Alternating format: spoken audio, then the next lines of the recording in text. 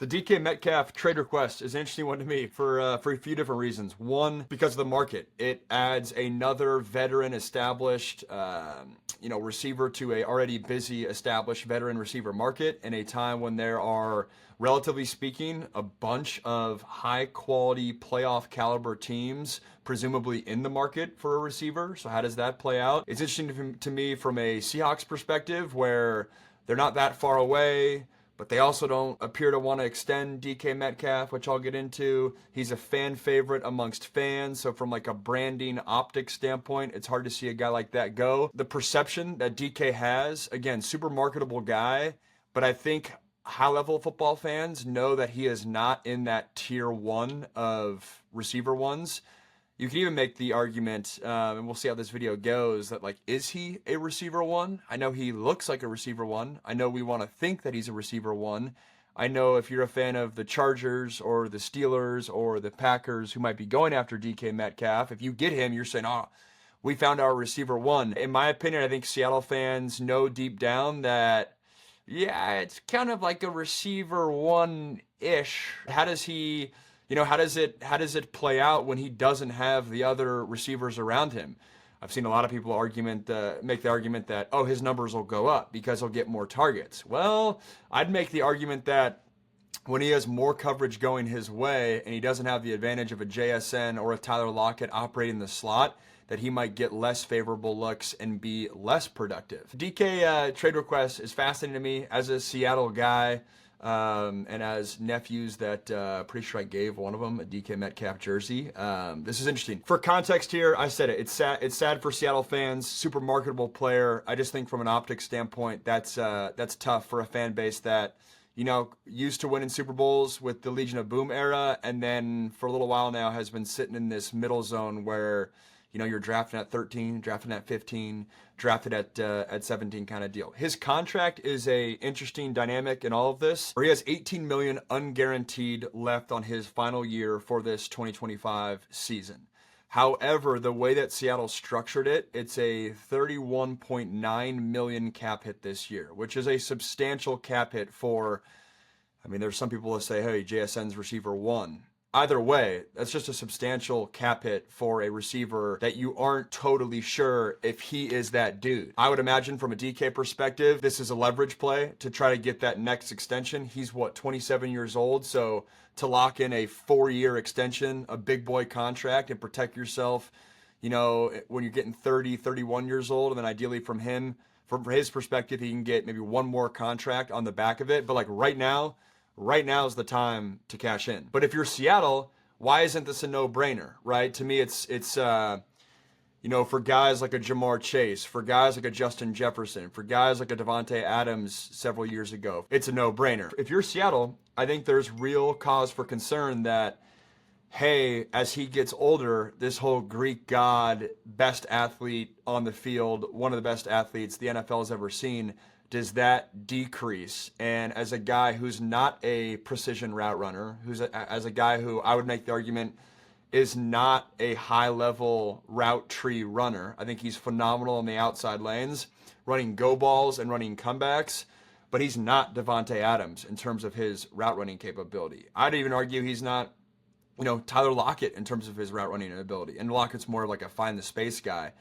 But DK is very much he has a specialty as a receiver, which if you're going to pay a receiver one huge money, that makes me uneasy if I'm the Seahawks that I have a receiver who's more of a specialty guy. And if you're DK, I'm sure his camp says, man, we haven't been asked to run the whole route tree. Put us in one of these systems where we're featured and you don't have these other receivers. We'll show you that we can run the whole route tree. We'll see, though. And on that note, that's why when you look at the teams that could go and trade for a DK Metcalf, Pittsburgh sticks out, Packers stick out, Patriots stick out, Commanders stick out, Chargers stick out. Well, if I'm DK, or if I'm one of these, or if I'm the Commanders or Chargers, those two would be the most attractive landing spots to me, because I think DK would thrive most in an offense where he is a supplemental piece rather than the focal piece. For the Commanders, they obviously, just got Debo, but they have other pieces around him where I think DK could sit as the true X receiver on the outside lane, Run the go balls, run the comebacks, run a dig on 3rd and long, run a hitch if it's in off coverage, and kind of do your thing and put up big numbers in that way, because you have a McLaurin who's able to operate in different spots. Obviously, you have Debo and the all the eyeballs that are gonna follow him around. And then for the Chargers, yes, you have McConkey, but you also have an offense that's going to be heavy run game, heavy run game, which as a result, you put an extra safety in the box. I think it could give DK more favorable matchups on the outside to do his thing. Those two would be the best landing spots for me. If I was a Packers or a Patriots fan, I would be a little uneasy, because I think DK would be put in a spot where he needs to be the full route tree kind of receiver. Maybe he wants that challenge, maybe he looks forward to that challenge, but I don't have full confidence that he can get that done. For the Patriots, same deal. He would be the focal point. Hey, we went and got a receiver one, but to my earlier point, it's not a receiver one in the true context of a Jamar Chase, Devontae Adams a few years ago, even Cooper Kupp a few years ago. Those guys, the Tyreek Hills, to me, it's not in that classification. For Pittsburgh fans, because I know a lot of Pittsburgh fans were like, "Hey, DK's on the market. Should we go and get him?"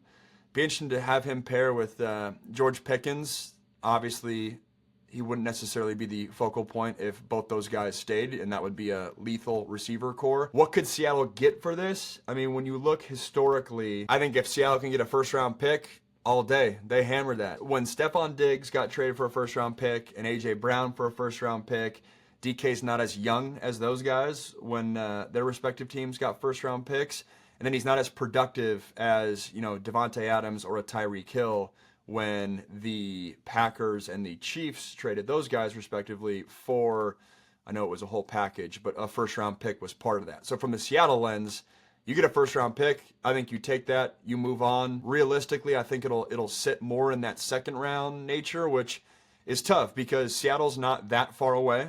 I think the whole optics of their offense changes without DK, obviously, and to think that you'll replace him with a second-round pick, that's risky to say the least.